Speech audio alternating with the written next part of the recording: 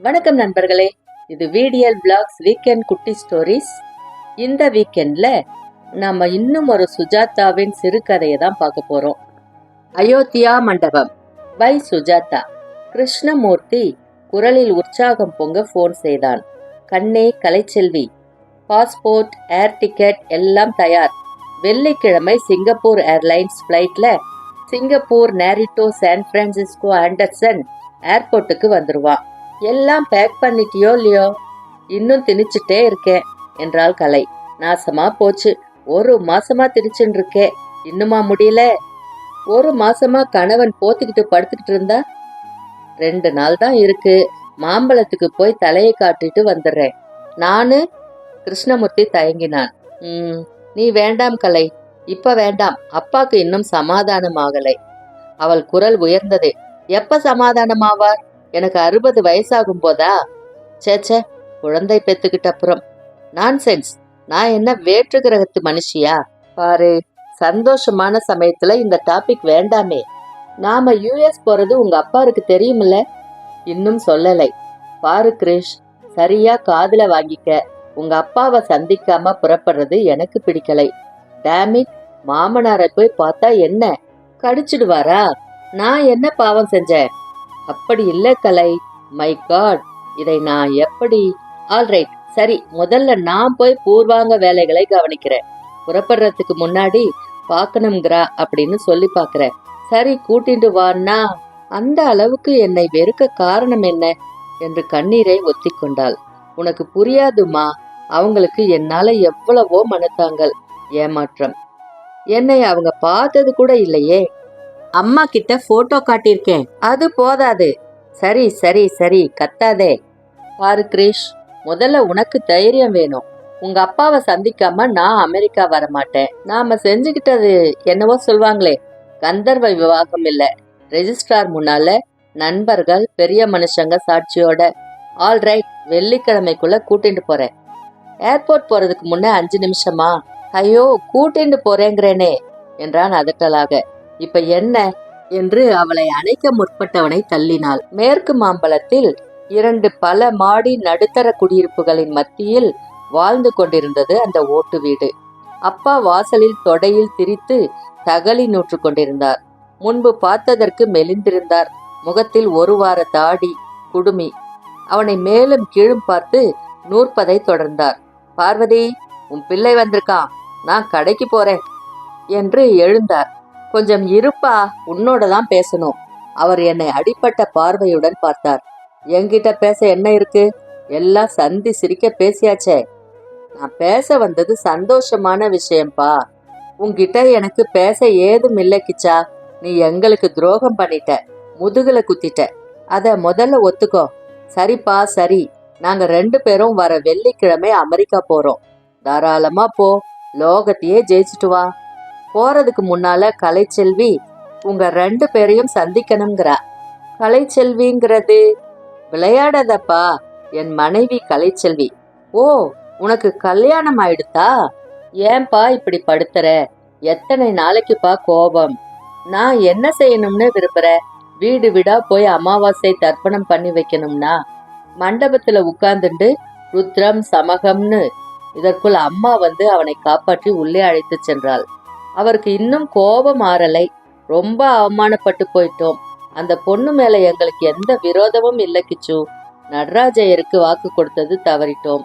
பந்தக்கால் நட்டாச்சு, கல்யாண மண்டபம் புக் பண்ணி திருமாங்கல்யம் பண்ணியாச்சு, நாயனக்காராளுக்கு சொல்லியாச்சு. தெரியுமா தெரியுமா? அதனால பவித்ராவுக்கு கல்யாணம் ஆகாம போச்சா சொல்லு?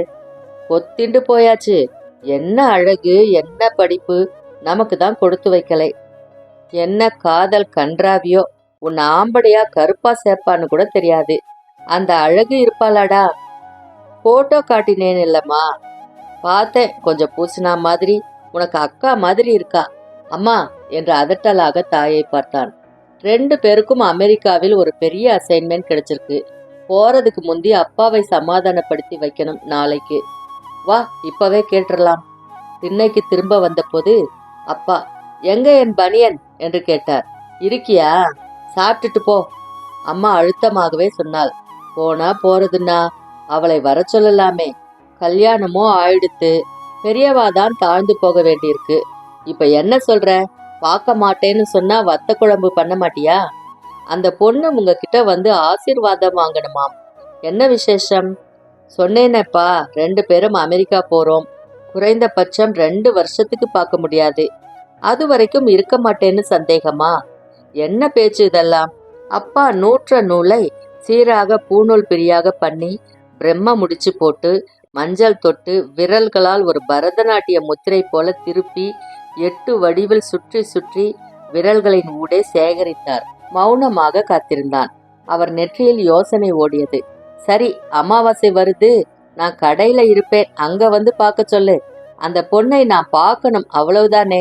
பார்த்து பேசணும்பா, ரொம்ப நல்ல பொண்ணுப்பா. கிருஷ்ணமூர்த்தி பேருவகையில் உடனே கலைச்செல்விக்கு போன் செய்தான். கலைக்குட்டி, குட் நியூஸ், நீ உடனே அயோத்தியா மண்டபம் வர. அயோத்தியா மண்டபமா? அது எங்க இருக்கு? அயோத்தியா அயோத்தியா ராமர் பிறந்த ஊர். மாம்பழத்திலேயா பிறந்தாரு? கட்ட காமெடி. நீ என்ன பண்ற? மேற்கு மாம்பழத்தில் அயோத்தியா மண்டபம்னு இருக்கு. ஆட்டோக்காரன் கிட்ட கேட்டா சொல்வான், அங்க வந்துரு. உங்க அப்பா அந்த மண்டபத்துல குடியிருக்கார்? இல்லைடி, அவர் கடை எதிர்த்தாப்புல இருக்கு. என்ன கடை? நீ வந்து பாரேன் என்றான். அப்பா, இதான் கலைச்செல்வி. அவர் ஒரு முறை நிமிர்ந்து அவளை பார்த்துவிட்டு வேறு யாரையோ, வாங்கோ சவுண்டிகரணம் சபஸ்வீகரம் ஆச்சா என்றார். கலைச்செல்வி அந்த கடையை வினோதமாக பார்த்தாள். நாமக்கட்டி, விபூதி பொட்டலம், குங்குமம், ஓலைப்பெட்டி, தோத்திர புத்தகங்கள், திருப்பதி பெருமாள் படம் பல சைஸ்களில், சல்லீசு மர வேலைப்பாடுள்ள பெட்டிகள், ருத்ராட்ச மாலைகள், இச்சிலி பிச்சிலி சாமான்கள். மொத்தம் அந்த கடையில் மிக குறைந்த ரூபாய்க்குத்தான் பொருள்கள் இருக்கும் போல தோன்றியது. ஐயா, நானும் உங்க மகனும் ஐஐடியில ஒன்னா படிச்சோம், ஒன்னா ஒரே கம்பெனில வேலை பார்க்குறோம். கிறிஷ் ஒரு ஜெம், ரொம்ப நல்லா வளர்த்திருக்கீங்க. ராங் ஓப்பனிங் பார்ட்னர் என்று முணுமுணுத்தார். வளர்த்தது யாரு என்று ஏளனமாக பார்த்தார். 2 பேருக்கும் ஒரு ப்ராஜெக்ட் விஷயமாக அமெரிக்கா போற சான்ஸ் கிடைச்சிருக்கு. ஐயா, இது என்ன கடை? பூநூல், தர்பை சமாச்சாரங்கள். பிராமின்ஸ்க்கு ஏகப்பட்ட கடமைகள் சம்பிரதாயங்கள் இருக்குமா? தாயார் தோப்பனார் சொல்றத கேட்கணும் முதல்ல. அதெல்லாம் யார் இப்ப பாக்குறா? வில்வ இலை, தர்பை பூநூல் மாத்துறது, மாசியம், சோதம்பம்னு சடங்குகள் மட்டும் பாக்கி இருக்கு. இதெல்லாம் சாமி சமாச்சாரங்களா? சாமி மட்டும் இல்லை, பித்ருக்களை அப்பப்ப கூப்பிட்டு சிரார்த்தம் பிண்டாதானம் செய்ய வைக்கிறது. இது எங்க ஃபேமிலியோட பரம்பரை தொழில். இது என்னோட நின்று போகட்டும். இவன் அம்மா திருமாங்கலத்தை கூட வித்து படிக்க வச்சோம். எங்க அப்பா உழவு மாட்டை வித்தாருங்க. ஏமா, அம்மா அப்பா வச்ச பேரே அது என்னது? கலைச்செல்விதானா? இல்லை பணம் கட்டி மாத்திண்டதா? இல்லைங்க, ஒரு பேர்தான் கலைச்செல்வி. உங்க அம்மா பேரு? தமிழ்ச்செல்வி. அம்பாள் பேரா ஏதும் இல்லையா? கலைச்செல்வின்னா சரஸ்வதிப்பா. நீங்கெல்லாம் என்ன ஜாதி? போச்சுடா என்று கிருஷ்ணமூர்த்தி, அப்பா அது எனக்கே அது தெரியாது என்று குறுக்கிட்டு பார்த்தான். இர்ரா, கிருஷ் பெரியவர் கேட்கட்டும், நான் சொல்றேன். ஐயா, நாங்க பிற்பட்டவங்க. பிற்பட்டவங்கன்னா என்ன ஜாதி? அவள் சொல்வதற்குள் ஒரு ஆட்டோ வந்து நின்றது. அதில் முன் சீட்டில் 2, பின் சீட்டில் 3 என்று 5 பேர் பல பலவென்று உருட்டுக்கட்டைகளுடன் இறங்கி வந்து மடேர் மடேர் என்று அப்பாவின் மண்டையிலும் தோளிலும் தாக்கினர். ஒருவன் கத்தியால் விழாவில் தாக்க கலைச்செல்வி குறுக்கிட்டாள். டேய் சாவுங்கடா என்று கடையில் இருந்த அனைத்தையும் கவிழ்த்துவிட்டு பெட்ரோல் குண்டு வீசிவிட்டு என்ஜின் ஓடிக்கொண்டிருந்த ஆட்டோவில் மீண்டும் பாய்ந்து ஏறி சென்றனர். புரியாத வாழ்க கோஷம் காற்றில் கரைய கலைச்செல்வியின் கரங்களில் அப்பாவின் ரத்தம் பிசுபிசுத்தது. டிராவல் ஏஜென்ட்டிடம் சொல்லி பிரயாண ஏற்பாடுகளை தள்ளி வைத்துவிட்டு டிக்கெட்களை ரீபுக்கிங் செய்ய சொல்லிவிட்டு கிருஷ்ணமூர்த்தி பிஆர் ஆஸ்பத்திரிக்கு வந்தான். 9வது அறையில் கலைச்செல்வி அப்பாவின் கையை பிடித்து கொண்டு ஸ்பூனில் ஹார்லிக்ஸ் புகட்டி கொண்டிருந்தாள். அவர் தோளிலும் தலையிலும் கட்டு போட்டிருந்தது. ஒரு கண் இடுங்கியிருந்தது, உதடு தடித்திருந்தது.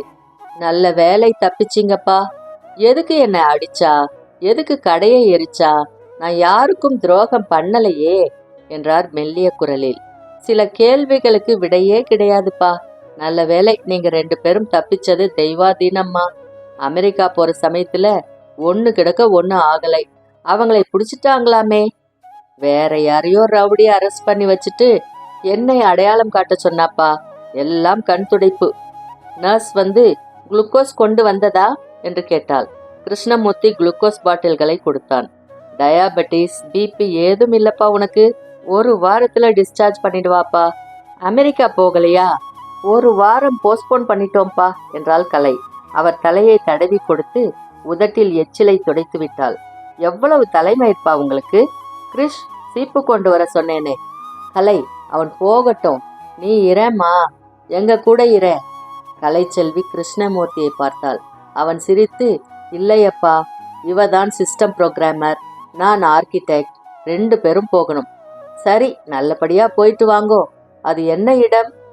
சான் ஹோசே, சாக்ரமெண்டோன்னு 2 இடத்துல, கலிபோர்னியாலப்பா. அங்க அமாவாசை தர்ப்பணம் பண்ணி வைக்கிறவா யாராவது நம்மவா இருக்காளா? விசாரி, தர்ப்பையை தூக்கிட்டு வந்துடுறேன். என்னால இனிமே அடி தாங்க முடியாது என்றார். கலைச்செல்வியின் கண்ணீர் அவர் மணிக்கட்டில் உருண்டது. முற்றும். இந்த சிறுகதைகள்லாம் எப்படி இருக்குன்னு கமெண்ட்ல சொல்லுங்க. பிடிச்சிருந்தா நண்பர்களுக்கும் ஷேர் பண்ணுங்க. மீண்டும் அடுத்த ஒரு நல்ல கதையுடன் அடுத்த வீக்கெண்ட்ல சந்திக்கிறேன். அதுவரைக்கும் உங்களிடமிருந்து நன்றி கூறி விடைபெறுவது VDL Vlogs VDL. நன்றி, வணக்கம்.